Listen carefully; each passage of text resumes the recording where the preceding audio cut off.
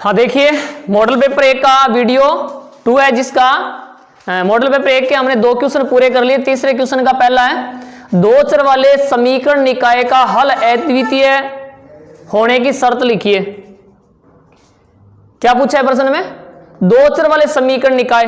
तो सबसे पहले हम दो चर वाले समीकरण निकाय का मानक रूप लिखते हैं। तो दो चर वाले रेखिक समीकरण युग्म वाली जो प्रश्नावली है उससे लिया गया क्वेश्चन है ये। उसका मानक रूप होगा a1x plus b1y plus c1 बराबर 0। दूसरी समीकरण होगी a2x plus b2y plus c2 बराबर 0। ये तो होगी समीकरण नंबर 1 और ये होगी समीकरण नंबर 2। अब क्या कहा है? अद्वितीय हल होने के लिए शर्त लिखिए। अब अद्वितीय हल कब होगा? जब अगर हम किसी भी समीकरण निकाय से अगर हम ग्राफ को बनाएंगे, दोनों रेखाएं एक दूसरे को काटेगी। क्या करेगी? एक दूसरे को काटेगी, प्रतिच्छेद करेगी, तो एक अद्वितीय हल होगा। इसके लिए प्रतिबंध क्या होता है, या अद्वितीय हल होने की शर्त क्या होती है? अद्वितीय हल होने की शर्त क्या शर्त होगी? इसकी शर्त होगी a1 बटा a2 is not equal to b1 बटा b2। यह शर्त होगी। अगर a1 बटा a2 और b1 बटा b2 दोनों के मान बराबर नहीं आ रहे हैं तो समीकरण निकाय का एक अद्वितीय हल होगा। अब देखिए, द्विघात समीकरण ax square plus bx plus c, ये द्विघात समीकरण का मानक रूप दिया गया है। मूल ज्ञात करने का श्रीधराचार्य सूत्र लिखिए।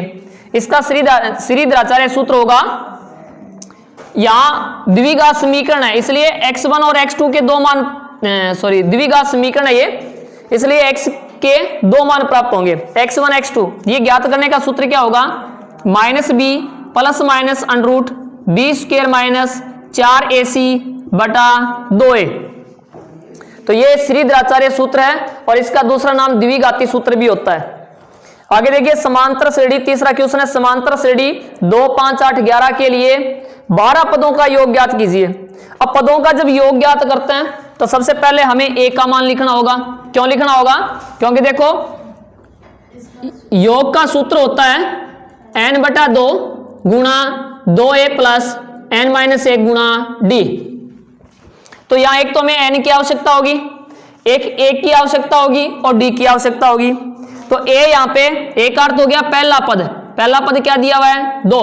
a का मान क्या हो गया? 2। और d का मान कैसे ज्ञात करेंगे?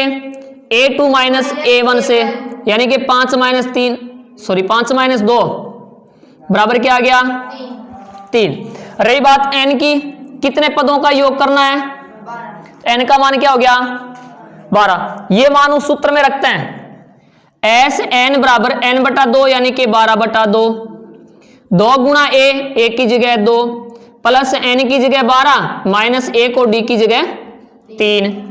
12 में 2 का भाग 6 बार गया, 2 दुए कितने हो गए? 4।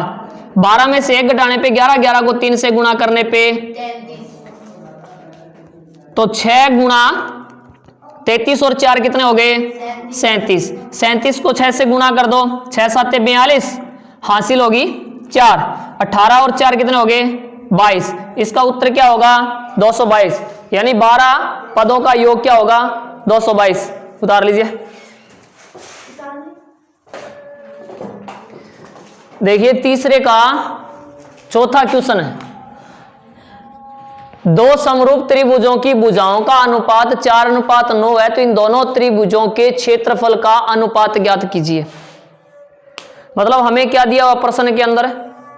प्रश्न में दिया हुआ है कि त्रिभुज की संगत भुजाओं का जो अनुपात है वो 4:9 है, और ज्ञात क्या करना है?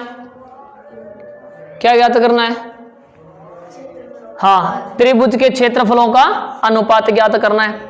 आपने प्रमेय पढ़ी होगी छठी प्रश्नावली के अंदर कि अगर कोई भी दो त्रिभुज दिए जाएं, जैसे ये त्रिभुज है ABC और दूसरा त्रिभुज है PQR, अगर ये दोनों त्रिभुज समरूप है तो इनके क्षेत्रफल का अनुपात किसके बराबर होगा? संगत भुजाओं के वर्गों के अनुपात के बराबर।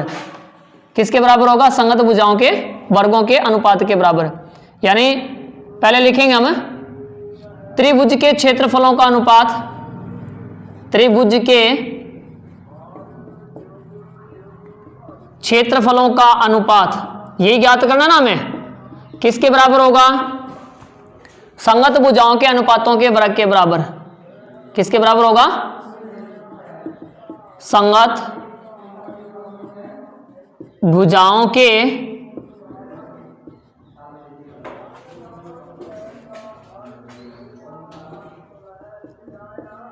वर्गों के अनुपात के बराबर होगा। किसके बराबर होगा? संगत भुजाओं के वर्गों के अनुपात के बराबर होगा। यानी त्रिभुज के क्षेत्रफल का अनुपात बराबर संगत भुजाओं के वर्गों का अनुपात। तो बराबर क्या होगा? देखो भुजाओं का अनुपात दिया गया हमें 4:9 दिया हुआ है। क्या दिया हुआ? भुजाओं का 4:9। हमें क्या करना है? संगत भुजाओं के वर्गों का अनुपात ज्ञात करना है। तो संगत भुजाओं का जो अनुपात है इसका वर्ग कर दीजिए आप, स्क्वायर इधर कर दो, स्क्वायर इधर कर दो, तो ये क्या हो गया? 16:81। तो त्रिभुज के क्षेत्रफल का अनुपात क्या होगा? 16:81 होगा। अब देखिए sec 40 डिग्री, 5वां क्वेश्चन है, sec 40 डिग्री बटा cosec 50 degree minus sec 50 degree बटा कोसेक 40 डिग्री। तो अगर यहाँ पे ये जो 40-50 दिया हुआ है इसकी जगह पे अगर 0 डिग्री होता, 30, 45, 60, 90, तो तुम सारणी में से इसे मान रख लेते हैं। लेकिन यहाँ पे देखो आप सारणी के अलावा जो एंगल है वो हमें दिए हुए हैं, तो इसको कैसे चेंज करेंगे? 90 माइनस थीटा के आधार पे। देखो कैसे होगा?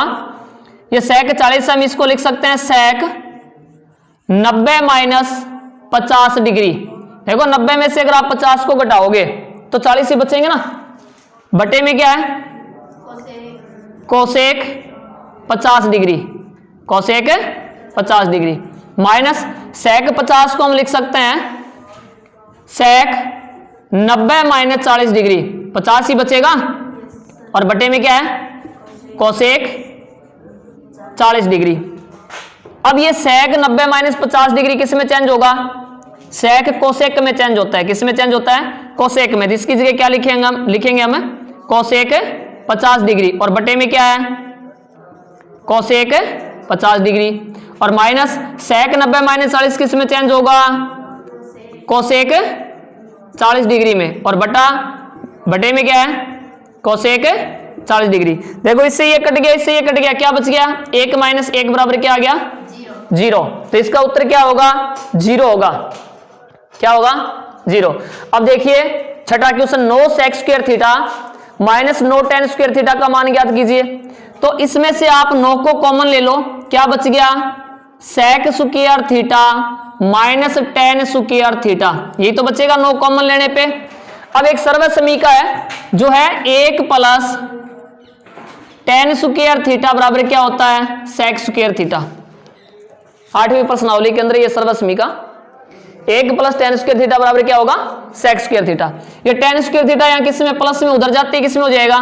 माइनस में। तो यहाँ क्या रह गया? 1 बराबर, उधर तो sec स्क्वायर थीटा है और ये tan स्क्वायर थीटा यहाँ प्लस में, इधर जाती है किस में हो गया? माइनस में हो गया। तो sec square theta minus tan square theta, इसकी जगह हम क्या लिख सकते हैं? 1। क्या लिख सकते हैं? 1। तो 9 गुणा 1 बराबर क्या आ गया? 9। सातवां देखिए इसका, एक समय एक मीनार की छाया उसकी ऊंचाई के बराबर हो जाती है तो उन्नयन कोण ज्ञात कीजिए। देखिए ये मीनार है, मीनार की ऊंचाई को हम h मानते हैं। क्या मानते हैं?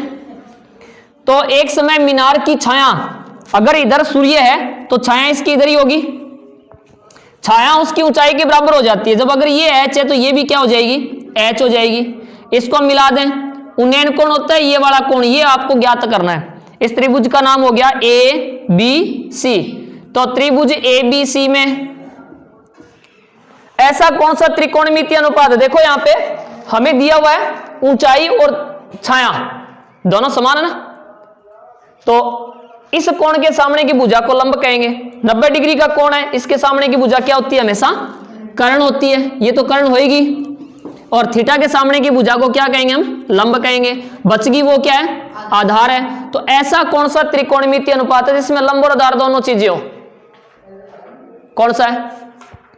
इसके लिए एक छोटा सा सूत्र याद रखिए आप, यहां पे लिख रहा हूं मैं, LAL, लाल बटा कक्का। L का अर्थ हो गया लंब, K का अर्थ हो गया कर्ण, A का अर्थ हो गया आधार। यानी पहला जो त्रिकोणमिति, ये जो पहला भुजाओं का अनुपात है वो साइन के लिए, किसके लिए?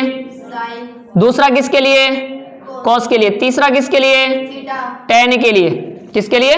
टेन के लिए। अब टेन वाले मान को उल्टा कर देंगे तो कोट का हो जाएगा, और कोस वाले मान को उल्टा कर देंगे सेक का हो जाएगा, और साइन वाले को उल्टा कर देंगे तो कोसेक का हो जाएगा।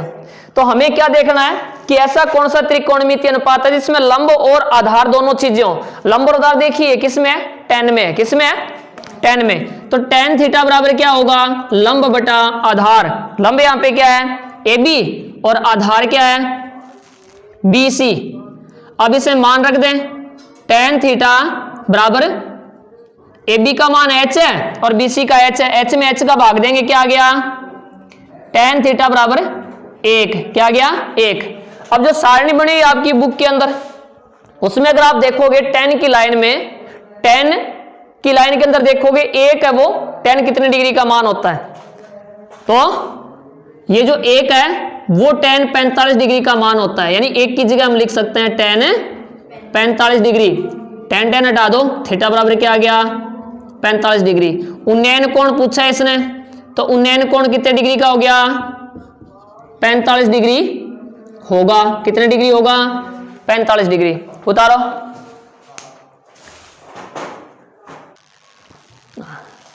देखो दी गई आकृति में थीटा का मान ज्ञात कीजिए। तो ये कोण हमें ज्ञात करना है। यहां इस त्रिभुज की दो भुजा दी गई है, एक तो बीसी है जिसका मान 10 मीटर है, और एक एबी है जिसका 10√3 मीटर है, और थीटा का मान ज्ञात करना है। तो ऐसा कौन सा त्रिकोणमितीय अनुपात है जिसमें लंब और आधार हो? जैसे ये थीटा दिया हुआ है, थीटा के सामने की भुजा को हम हमेशा लंब कहते हैं। क्या कहते हैं? लंब कहते हैं। और 90 डिग्री के सामने की भुजा को क्या कहते हैं? कर्ण कहते हैं। बच गई वो क्या है? आधार है। तो लंब और आधार किस में होता है?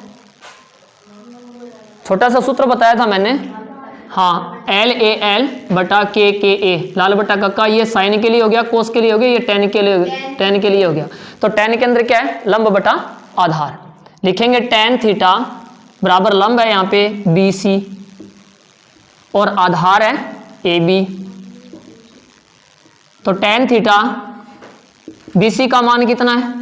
10 है। ए बी का क्या है? 10√3। इससे ये कट गया, क्या बच गया? 1/√3। अब टेन की लाइन में अगर आप देखोगे तो 1/√3 है, वो टेन 30 डिग्री का मान होगा। किसका होगा? टेन 30 डिग्री का। तो टेन टेन हटा दो, क्या बच गया? थीटा बराबर 30 डिग्री आ गया। यदि एक बिंदु P से केंद्र O वाले किसी वर्त पर PA व PB स्पर्श रेखाएं 80 डिग्री के कोण पर झुकी हुई हो। सी ये वर्त है, इस वर्त पर ये दो स्पर्श रेखाएं हैं PA और PB, ये दोनों 80 डिग्री के कोण पे झुकी हुई है। कितने डिग्री के कोण पे? 80 डिग्री के कोण पे झुकी हुई है। तो एंगल AOB, ये इसका केंद्र बिंदु हो गया O, तो AOB यानी कि ये कोण हमें ज्ञात करना है, ये कोण ज्ञात करना है। अब शायद पता भी होगा आपको कि स्पर्श रेखा और त्रिज्या क्या चीज है? बाद में उतार लेना, पहले समझ लो आप। स्पर्श रेखा और त्रिज्या, इन दोनों के बीच में बनने वाला कोण है वो हमेशा कितने डिग्री का होता है? 90 डिग्री का होता है। तो ये कोण कितने डिग्री का हो गया? 90 डिग्री का। और ये कितने का हो गया? 90 डिग्री का। अब ये चतुर्भुज है जिसके 3 कोण का पता चल गया, ये 90 डिग्री है, ये 90 डिग्री है, और ये कितना है? 80 डिग्री है। तो ये कोण हमें ज्ञात करना है। तो चतुर्भुज के चारों कोणों का योग कितना होता है? 360 डिग्री होता है। अब 360 डिग्री इन तीनों कोणों को जोड़ के 360 में से घटाएंगे तो एंगल AOB का मान आ जाएगा। यहां लिख लेते हैं स्पर्श रेखा व त्रिज्या के बीच बनने वाला कोण समकोण होता है। क्या होता है? समकोण होता है। अतः जो एंगल A है और एंगल B है, ये दोनों कितने कितने डिग्री के हो जाएंगे? 90-90 के। क्योंकि ये देखो ये स्पर्श रेखा होगी और ये त्रिज्या होगी। स्पर्श रेखा और त्रिज्या इन दोनों के बीच में ये कोण बन रहा है, इधर ये त्रिज्या और ये स्पर्श रेखा, ये कोण बन रहा है, ये दोनों 90-90 डिग्री के हो जाएंगे। चतुर्भुज के चारों कोणों का योग, चतुर्भुज PAOB के चारों कोणों का योग कितना होगा? कितना होगा अभी 360 डिग्री। चारों कोणों को जोड़ते हैं, दो तो 90 डिग्री के हो गए और एक 80 डिग्री का हो गया और एक एंगल AOB है जो हमें ज्ञात करना है, बराबर कितना हो गया 360 डिग्री। 90 और 90 कितने होते हैं 180, 180 और 80 कितने हो गए 260 हो गए क्या। 260 डिग्री प्लस एंगल AOB बराबर क्या आ गया 360 डिग्री। एंगल AOB ज्ञात करना है हमें, तो 260 यहाँ प्लस में, इधर जाते ही किस में हो जाएगा माइनस में, बराबर क्या बच गया 100 डिग्री। कितना बच गया 100 डिग्री। अब दूसरा तरीका और है, देखो अगर बाह्य बिंदु से दो स्पर्श रेखा खींची गई है तो दो स्पर्श रेखा और दो त्रिज्याओं से जो चतुर्भुज बन रहा है उनमें आमने सामने कोणों का योग हमेशा 180 डिग्री होता है। तो आप इसको सीधा भी कर सकते हो, एंगल AOB और प्लस 80 डिग्री बराबर कितना हो गया 180 डिग्री। 80 को उधर भेज दो, एंगल AOB बराबर 180 माइनस 80 डिग्री, तो एंगल AOB कितना बच गया 100 डिग्री। ऐसे भी कर सकते हो, एक नंबर का क्वेश्चन है, वैसे भी करोगे तो भी ठीक है, अगर ऐसे भी करोगे तो भी ठीक है। नंबर एक नंबर का क्वेश्चन है तो कोई ज्यादा डिटेल से लिखने की कोई आवश्यकता नहीं है, उतार लो इसको।